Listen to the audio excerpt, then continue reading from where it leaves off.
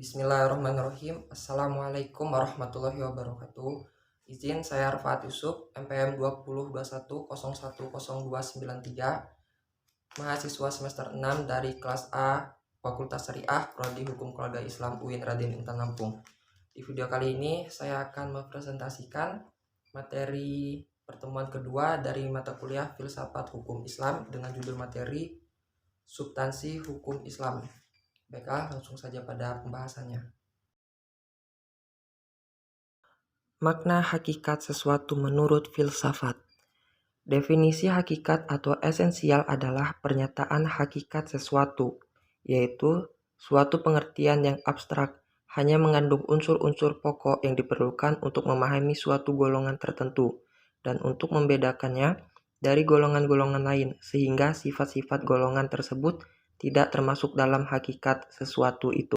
Definisi yang disebut dalam ilmu mantik atau logika sebagai jami atau memuat dan mani atau menolak adalah definisi yang paling penting dalam ilmu pengetahuan dan filsafat. Definisi itu tersusun dari jenis yang terdekat atau genus proximum yang perbedaan spesifik. Jenis atau genus ialah setiap pengertian yang menyatakan hanya sebagian dari hakikat sesuatu. Artinya, pengertian tersebut belum menyatakan hakikat sesuatu itu seutuh-utuhnya. Perbedaan spesifik ialah setiap pengertian yang membedakan golongan atau spesies dari jenis geniusnya. Misalnya, berakat budi, membedakan manusia atau spesies dari hewan atau genus. Pengertian filsafat hukum Islam. Filsafat hukum Islam terdiri dari 3 kata, yaitu yang pertama filsafat, kedua hukum, dan ketiga Islam.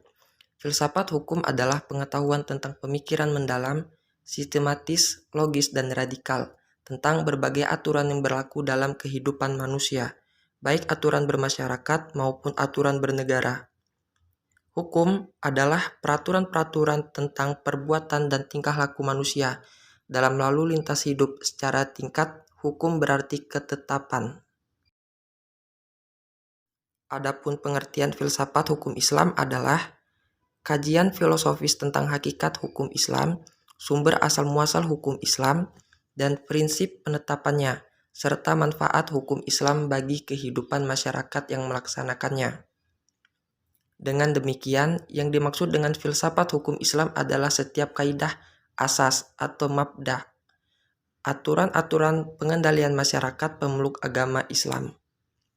Kaidah-kaidah itu dapat berupa Al-Quran, hadis, pendapat sahabat dan tabi'in, ijam ulama, fatwa lembaga keagamaan.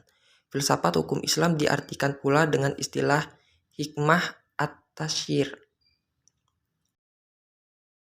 Faktor yang menjadi ciri filsafat hukum Islam. Yang pertama, wacana atau argumentasi, menandakan bahwa filsafat memiliki kegiatan berupa pembicaraan yang mengandalkan pada pemikiran, rasio tanpa verifikasi uji empiris, atau perbincangan dengan menutup mata. Kebenaran filosofis tidak memerlukan pembuktian-pembuktian atau tidak perlu didasari bukti kebenaran, baik melalui eksperimentasi maupun pencarian data lapangan. 2. Segala hal atau sekalian alam. Artinya, semua materi pembicaraan filsafat adalah segala hal, menyangkut keseluruhan yang bersifat universal. Tidak ada yang tidak tersentuh oleh pembicaraan filsafat.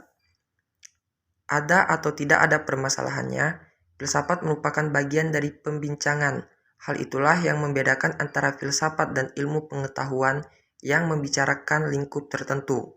Semua yang dikaji oleh ilmu pengetahuan dijamah oleh filsafat, karena inilah universalisme filsafat. 3. Sistematis. Artinya, perbincangan mengenai segala sesuatu dilakukan secara teratur, mengikuti sistem yang berlaku sehingga tahapan-tahapannya mudah diikuti. Dengan demikian, perbincangan tersebut tepat atau tidak dapat diikuti dan dikaji oleh orang lain, meskipun pada akhirnya hanya ada satu pengertian yang mengenai sesuatu yang dimaksud. 4. Radikal. Artinya sampai ke akar-akarnya, sampai pada konsekuensinya yang terakhir. Radix artinya akar. yang juga disebut ars sebagai ciri khas berpikir filosofis. Perbedaannya dengan pengetahuan adalah adanya asumsi sebagai titik tolak yang disebut sebagai keyakinan filsafati atau philosophical belief. Yang kelima, hakikat. Merupakan istilah yang menjadi ciri khas filsafat.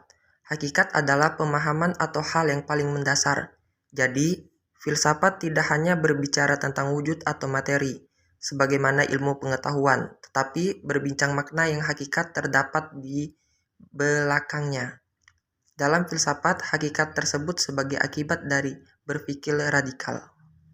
Berdasarkan 5 ciri berpikir filosofis tersebut, dapat diambil pemahaman bahwa filsafat merupakan kebebasan berpikir manusia terhadap segala sesuatu tanpa batas, dengan mengacu pada hukum keraguan atas segala hal, bahwa sekalian alam dan segala hal dapat dilihat dari berbagai hal sudut, melalui kontemplasi pemikiran yang sistematis, logis, dan radikal.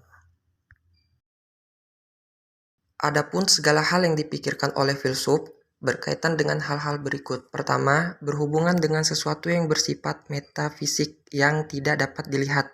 Yang kedua, berhubungan dengan alam semesta yang fisikal dan terbentuk oleh hukum perubahan. Yang ketiga, segala sesuatunya rasional dan irasional. 4. Semua yang bersifat natural dan supranatural. 5. Berhubungan dengan akal, rasa, pikiran, intuisi, dan persepsi. 6. Sehubungan dengan hakikat yang terbatas dan tidak terbatas. 7. Berhubungan dengan teori pengetahuan pada semua keberadaan pengetahuan manusia yang objektif maupun yang subjektif. 8. Berhubungan dengan fungsi dan manfaat segala sesuatu yang didambakan manusia atau dihindarinya. 9. Berhubungan dengan kebenaran spekulatif yang bersifat rasional, tanpa batas sehingga berlaku pemahaman dialektif terhadap berbagai penemuan hasil pemikiran manusia. Tesis yang menghasilkan antitesis dan terciptanya sintesis. Sekian, itulah presentasi dari saya. Terima kasih. Wassalamualaikum warahmatullahi wabarakatuh.